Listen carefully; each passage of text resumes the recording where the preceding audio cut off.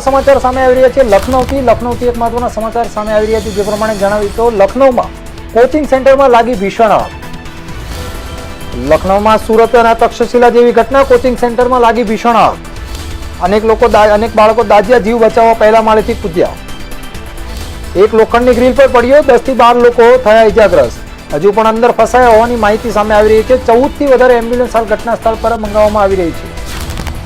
यूपीની રાજધાનીમાં લખનૌના અલીગંજ વિસ્તારમાં સોમવારે બપોરે એક 3 માળની બિલ્ડિંગમાં આગ લાગી હતી। અહીં બીજા માળે ચાલી રહેલી કોચિંગ ઇન્સ્ટિટ્યૂટમાં વિદ્યાર્થીઓ આગમાં ફસાઈ ગયા હતા। એક બાળકે પહેલા માળેથી કૂદીને જીવ બચાવ્યો હતો, પરંતુ તે નીચે ગ્રીલ પર પડ્યો અને ગંભીર રીતે ઘાયલ થઈ ગયો હતો। લોકોએ આ યુવકને ઉઠાવીને રોડની બીજી બાજુ કર્યો હતો, ત્યારે ફાયર બ્રિગેડની આશરે 10 ગાડીઓ ઘટના સ્થળે હાજર છે। એક હાઇડ્રોલિક પ્લેટફોર્મ આગ ઓલવવાની કામગીરીમાં લાગેલું છે, જ્યારે ફાયર વિભાગના કર્મચારીઓએ બિલ્ડિંગની પાછળની દિવાલ તોડી નાખી છે। એક પોલીસ અધિકારીએ જણાવ્યું હતું કે 10 થી 12 લોકો હજુ પણ અંદર ફસાયેલા છે। ત્યારે ડેપ્યુટી સીએમ બ્રિજેશ પાઠક પણ ઘટના સ્થળે પહોંચ્યા છે। આશરે 14 જેટલી એમ્બ્યુલન્સો બોલાવવામાં આવી છે। બિલ્ડિંગના કમ્પાઉન્ડ ગ્રાઉન્ડ અને પહેલા માળે પેટ શોપ એટલે કે પ્રાણીઓની દુકાન અને ક્લિનિક હતા। તેમાંથી બીજા માળે લર્નિંગ સ્પેસ નામની લાઇબ્રેરી, કોચિંગ હતી અને હેડ હોપર સ્ટુડિયો હતો, જેમાં 3D આર્ટ પ્રોડક્શન અને ગેમ એસેટ આઉટસોર્સિંગનું કામ થતું હતું।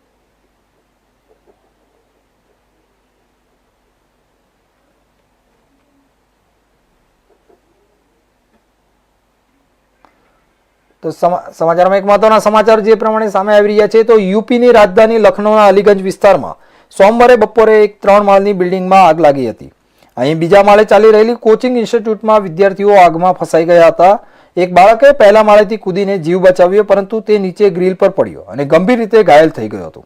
લોકોએ યુવકને ઉઠાવીને રોડની બીજી બાજુ કર્યો, ત્યારે ફાયર બ્રિગેડની આશરે 10 ગાડીઓ ઘટના સ્થળે હાજર છે। એક હાઇડ્રોલિક પ્લેટફોર્મ આગ ઓલવવાની કામગીરીમાં લાગેલું છે, ત્યારે ફાયર વિભાગના કર્મચારીઓએ બિલ્ડિંગની પાછળની દિવાલ તોડી નાખી છે।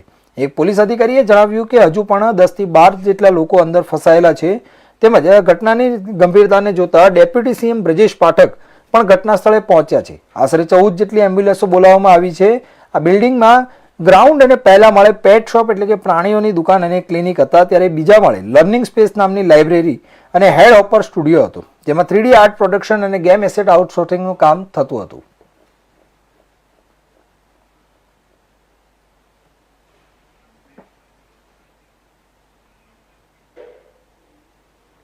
हिंदी रहेगा।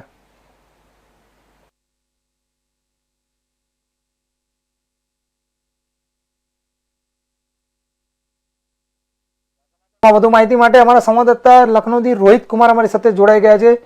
જી રોહિતજી, જે પ્રમાણે આગની ઘટના સામે આવી છે તેના વિશે માહિતી આપશો। देखिए नीलेश, ये पूरी घटना जो है लखनऊ के अलीगंज इलाके, जहां पर एक शिक्षण संस्थान है, बच्चों को पढ़ाया जाता है, कोचिंग दी जाती है, वहां से आगजनी की ये घटना सामने आई है। क्योंकि बच्चे वहां पढ़ते थे, ऐसे में सुरक्षा व्यवस्थाओं को लेकर भी लगातार सवाल खड़े किए जा रहे हैं। जो कोचिंग सेंटर के संचालक थे उन पर भी लगातार सवाल खड़े किए जा रहे हैं, क्योंकि हमने दिल्ली की घटना, हाल ही में दिल्ली की घटना देखी थी मालवीय नगर की, जहां पर एक होटल में भीषण आग लग गई, लोग कूद कूद कर अपनी जान बचा रहे थे।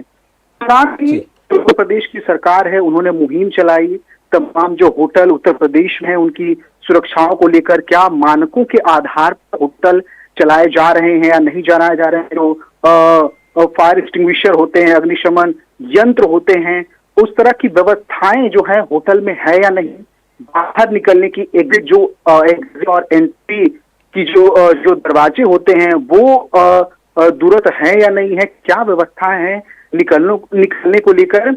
तो ऐसे में ये घटना है, तस्वीरों में हम देख सकते हैं कि किस तरह से जो वो कोचिंग संस्थान है वो धू धू कर जलता हुआ नजर आ रहा है। भीषण आग लगी है उसमें, इसीलिए सुरक्षा व्यवस्था लेकर भी सवाल खड़े किए जा रहे हैं। और सीएम योगी के संज्ञान लेने के बाद इस पूरी घटना पर सीएम योगी आदित्यनाथ ने भी संज्ञान लिया है। उसके बाद तमाम बड़े अधिकारी हों, बड़े नेता हों, खुद उत्तर प्रदेश पुलिस के डीजीपी मौके पर मौजूद हैं और सुरक्षा व्यवस्था का जायजा ले रहे हैं। क्या कुछ अफरा तफरी मची है, कितने लोग घायल हैं, फायर ब्रिगेड लगातार आग बुझाने में जुटी है। हालांकि कुछ हद तक आग पर अब काबू भी पा लिया गया है।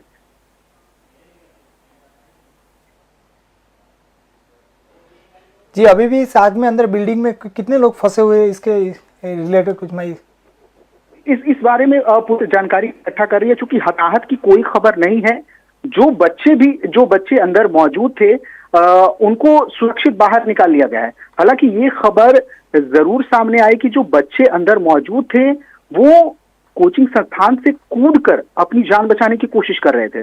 तो फिलहाल ये आंकड़ा अभी साफ नहीं है कि कोचिंग संस्थान में कितने बच्चे उस दौरान मौजूद थे और कितने लोग घायल हुए, इसका आंकड़ा अभी आना बाकी है। हालांकि कुछ लोग घायल बताए जा रहे हैं जिन्हें सुरक्षित अस्पताल में भर्ती करा दिया गया है।